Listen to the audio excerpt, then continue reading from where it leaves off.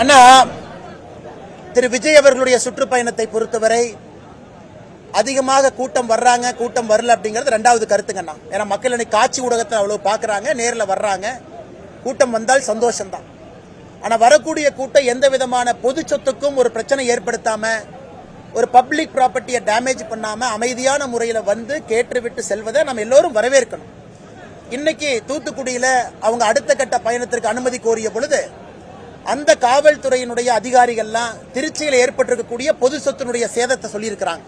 அதெல்லாம் இங்கே நடத்தப்படக்கூடாது என்று. அதனால் இது இரண்டு பேர்த்துக்கும் பொறுப்பு இருக்கு. விஜய் அவர்களுடைய கட்சிக்கும் பொறுப்பு இருக்கு. வரக்கூடிய கூட்டத்தை கட்டுக்கோப்பாக கொண்டு வந்து பொதுமக்களுக்கு இடையூறு ஏற்படுத்தாம, அதே போல அரசுக்கும் ஒரு பொறுப்பு இருக்கு. ஏன்னா இன்னைக்கு ஒரு குறிப்பிட்ட நேரத்தில் அவங்க பர்மிஷன் கேட்கறாங்க, சனிக்கிழமை ஞாயிற்றுக்கிழமைன்னு கேட்கறாங்க. அதை கொடுப்பதற்கான முயற்சியில் அரசு இறங்கணும். இதுல வந்து பர்மிஷன் கொடுக்கல எல்லா கட்சிக்கும் இதே பிரச்சனை தான். பாரதிய ஜனதா கட்சிக்கு என்ன பர்மிஷன் கொடுத்துறாங்களா? ஒன்னர் அரசியல் கட்சியாக வளர வேண்டும் என்றால் இதையெல்லாம் சமாளிச்சாத்தானே ஆட்சிக்கே வர முடியும், இதையெல்லாம் சமாளிச்சாத்தானே ஜெயிக்க முடியும். இதை சமாளிப்பதற்கே விஜய் அவர்களுடைய கட்சி குட்டிக்கரணம் போட்டுட்டு இருக்காங்க.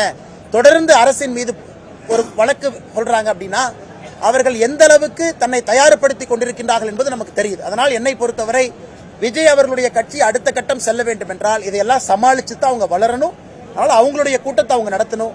பொதுமக்களுக்கு பிரச்சனை இல்லாம, பொது இடத்துல பப்ளிக் சொத்துக்கு பிரச்சனை இல்லாம அவங்களுடைய கூட்டம் நடத்தப்பட வேண்டும். பிளே ஸ்டோர் மற்றும் ஆப் ஸ்டோரில் இருந்து பாலிமர் செயலியை QR கோடு மூலம் பதிவிறக்கம் செய்யுங்கள். செய்திகளை உடனுக்குடன் பெறுங்கள்.